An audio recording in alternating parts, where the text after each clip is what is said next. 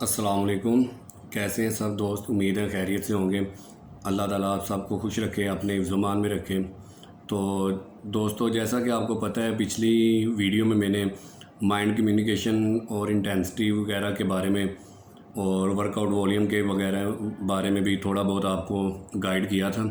उसके बारे में बेसिक बातें बताई थी। तो और मैंने आपको कहा था कि इंशाल्लाह नेक्स्ट वीडियो में मैं इसको मज़ीद वजाहत से पेश करूँगा आपके सामने। तो इसी टॉपिक को हम शुरू करते हैं।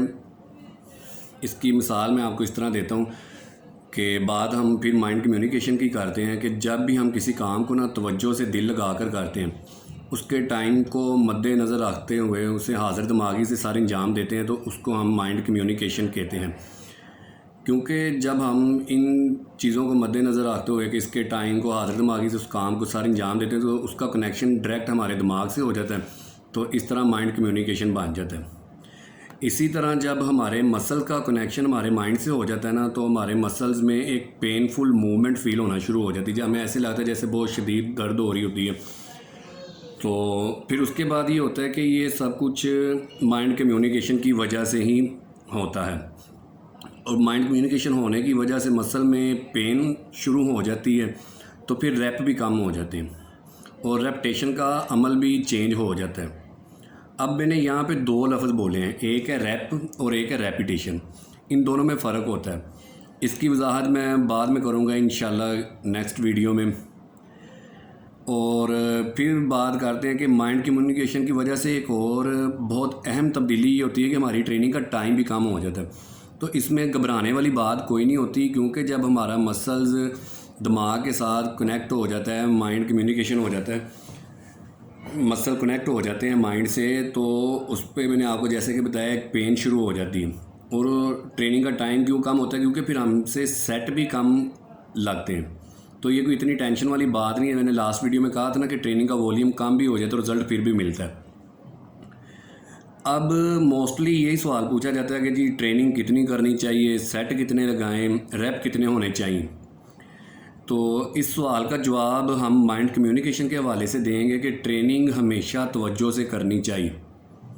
आपको पता होना चाहिए कि वेट को ग्रिप कैसे करना है, इसकी मूवमेंट कैसे करनी है, कहाँ से लेकर कहाँ तक इसकी मूवमेंट होनी चाहिए। फिर एक बहुत अहम बात आ जाती है कि जिस मसल की ट्रेनिंग कर रहे हैं उस पर ज़ोर आ रहा है कि नहीं आ रहा। अब आपने देखा होगा सम टाइम जी आप चेस्ट की ट्रेनिंग कर रहे होते हैं तो ज़ोर आपके शोल्डर पे आ रहा होता है, बाइसेप पे आ रहा है, ट्राइसेप पे आ रहा है, चेस्ट पे इतना ज़ोर ही नहीं आ रहा होता। तो इधर से एक दूसरा पॉइंट आपने क्लियर करना है कि अगर मेरे जिस मसल की मैं ट्रेनिंग कर रहा हूँ उस पर ज़ोर नहीं आ रहा तो फिर कहाँ आ रहा है।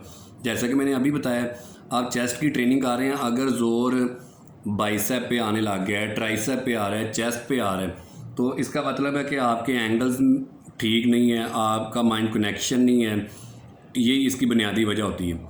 इसलिए जब आपको इन दो बातों की समझ आ जाएगी ना कि अगर मसल पर ज़ोर नहीं आ रहा तो कहाँ आ रहा है, यानी आप इस चीज़ को समझ जाएंगे इंशाल्लाह, तो फिर आपका माइंड कम्युनिकेशन वाला हिस्सा जो है ना वो क्लियर हो जाएगा। क्योंकि आपको अपने माइंड से पता चलना शुरू हो जाएगा कि यार मैं चेस्ट की ट्रेनिंग कर रहा हूँ तो ज़ोर चेस्ट पे क्यों नहीं आ रही। यानी कि आपने अपने माइंड से काम लेना शुरू कर दिया, तवज्जो देनी शुरू कर दी, तो इट्स मीन आपका माइंड कम्युनिकेशन वाला जो सवाल है वो क्लियर हो गया।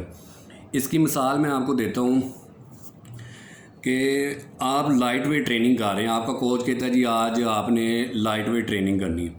तो जब आप 15-20 रैप लगा लेते हैं ना, तो आप कहते हैं यार अभी तक मसल पे ज़ोर नहीं आया। जैसे ही आप ये चीज़ सोचते हैं ना कि यार मेरे मसल पे ज़ोर क्यों नहीं आ रहा, तो उसके बाद जो 2 या 3 रैप आप लगाते हैं ना, फ़ौरन आपके मसल पर ज़ोर आना शुरू हो जाता है। आप ये चीज़ कभी ट्राई कर लीजिएगा, इंशाल्लाह ये सेम ऐसे ही आपको फ़ील होगी। उसकी वजह ये होती है जब आपने सोचा कि मसल पे ज़ोर क्यों नहीं आ रहा, तो आपका माइंड मसल से कनेक्ट हो गया, क्योंकि आपने अपने माइंड को अटैच कर लिया मसल के साथ। उसी वक्त उस पर एक पेन फील होना शुरू होगी और आपको फील होना शुरू हो गया कि यार मेरा मसल मूवमेंट सही तरीके से कर रहा है। अब यहाँ तक तो माइंड कम्युनिकेशन वाला जो सिस्टम है वो मैंने आपको समझा दिया अपने नॉलेज के मुताबिक। इसके साथ ही माइंड कम्युनिकेशन के साथ ही इंटेंसिटी होती है। ये हमारा इससे रिलेटेड ही टॉपिक है, ये छोटा सा ही टॉपिक है माइंड कम्युनिकेशन के साथ ही। जब आपका दिमाग, आपका माइंड मसल के साथ कनेक्ट हो जाता है, एक कम्युनिकेशन बन जाता है, तो मसल पर ज़ोर आना शुरू हो जाता है और मसल को अपने अंदर एक पेन सी फील होती है, जैसे कोई चीज़ बहुत मुश्किल से आप मूवमेंट कर रहे हैं, वर्क कर रहे हैं, जिस मसल का आप वर्कआउट कर रहे हैं, तो इसी जो एक आपको शिद्दत फील होना शुरू होती है ना, एक पेन सी बहुत शिद्दत के साथ, इसे इंटेंसिटी कहते हैं।